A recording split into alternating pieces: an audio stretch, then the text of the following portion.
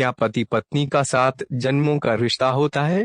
हिंदू धर्म में यह मान्यता है कि पति और पत्नी का 7 जन्मों का रिश्ता होता है। सवाल यह उठता है कि क्या पति पत्नी का पिछले जन्मों का रिश्ता होता है? आखिर यह मान्यता कैसे स्थापित हुई?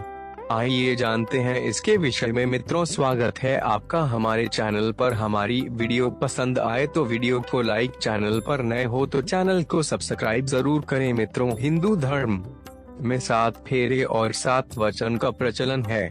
संभवत इसीलिए यह धारणा प्रचलन में आई होगी कि पति पत्नी का संबंध 7 जन्मों तक होता है। हिंदू धर्म में तलाक और लिव इन रिलेशनशिप जैसी कोई बुराई नहीं है। इसी कारण यह मान्यता भी दृढ़ होती है कि एक बार जिस व्यक्ति का किसी से विवाह हो जाता है तो मृत्यु पर्यंत जारी रहता है और उस विवाह में पवित्रता होती है।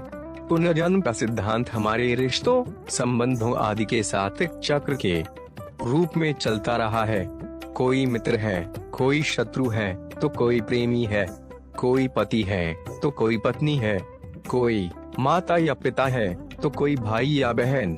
ज्योतिष के अनुसार कुंडली में भी ऐसे कई योग होते हैं जिसके चलते यह पता चलता है कि आपका पुत्र, पुत्री या आपकी पत्नी आपके पिछले जन्म में क्या थे। चित्त की गति से होता है पुनर्मिलन। परिवार की पूर्ण सहमति से किए गए ब्रह्म विवाह से संपन्न विवाह में प्रेम, विश्वास, समर्पण, अपनत्व, सम्मान और रिश्तों की अहमियत को समझा जाता है। जब ऐसे संस्कारी पति और पत्नी का चित्त एक दूसरे के लिए गति करता है और वे एक दूसरे के प्रति प्रेम, अनुराग और आसक्ति से भर जाते हैं, तब उनका इस जन्म में तो क्या, अगले जन्म में भी अलग होना संभव नहीं होता। चित्त की वह गति ही उन्हें पुनः एक कर देती है। जब 2 स्त्री पुरुष एक दूसरे से बेपनाह प्रेम करते हैं तो निश्चित ही यह प्रेम ही उन्हें अगले जन्म में पुनः किसी न किसी तरह फिर से एक कर देता है। यह सभी प्रकृति प्रदत्त ही होता है। कहते हैं कि जैसी मति वैसी गति, जैसी गति वैसा जन्म। भगवान शिव अपनी पत्नी सती से इतना प्रेम करते थे कि वे उनके बगैर एक पल भी रह नहीं सकते थे। उसी तरह माता सती भी अपने पति शिव के प्रति इतने प्रेम से भरी थीं कि वे अपने पिता के यज्ञ में उनका अपमान सहन नहीं कर पाईं और आत्मदाह कर लिया। लेकिन यह प्रेम ही था जिसने सती को अगले जन्म में पुनः शिव जी से मिला दिया। वे पार्वती के रूप में जन्मी और अंततः उन्हें अपने पिछले जन्म की सभी यादें ताजा होगी। भगवान शिव जो अंतर्यामी थे, वे सब जानते थे। हिंदू विवाह पति और पत्नी के बीच जन्म जन्मांतरों का संबंध होता है जिसे कि किसी भी परिस्थिति में नहीं तोड़ा जा सकता। अग्नि के 7 फेरे लेकर और ध्रुव तारे को साक्षी मानकर 2 तन, मन तथा आत्मा एक पवित्र बंधन में बंध जाते हैं।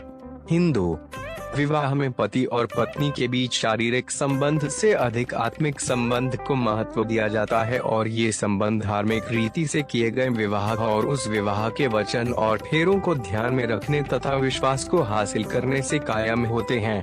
जिस व्यक्ति ने अपने जीवन में बचपन में धर्म, अध्यात्म और दर्शन का अध्ययन नहीं किया है, उसके लिए विवाह एक संस्कार मात्र ही होता है।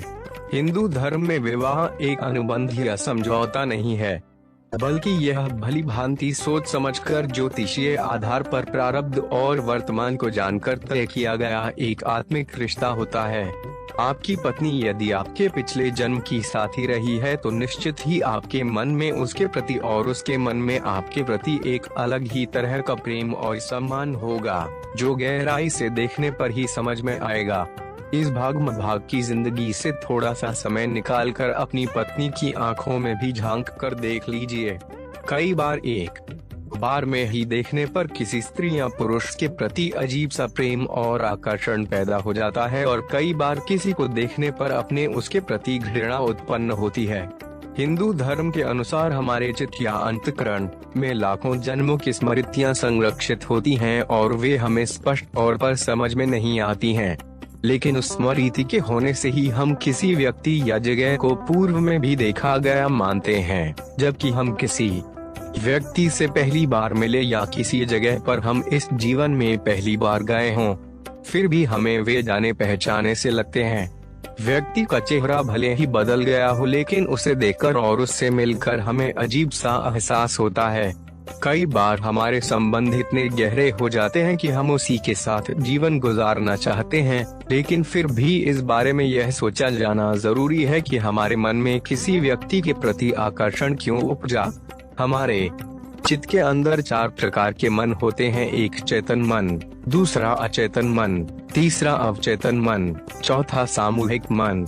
अवचेतन मन को ब्रह्मांडीय मन कहते हैं, जिसमें हमारे अगले पिछले सभी जन्मों की स्मृतियां और संचित कर्म संचित रहते हैं। जब हम किसी ऐसे व्यक्ति से मिलते हैं जो हमारे पिछले जन्म का साथी था, तो हम उसके संपर्क में आते ही उसके चित्त से जुड़ जाते हैं, या कि उसका और हमारा आभा मंडल जब एक दूसरे से टकराता है तो कुछ अच्छी अनुभूति होती है और हम सहज ही एक दूसरे के प्रति समर्पण और प्रेम पूर्ण भाव से भर जाते हैं।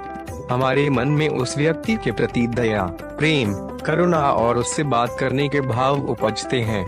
यहाँ ध्यान यह रखना जरूरी है कि कौन से भाव आपके भीतर जन्म ले रहे हैं।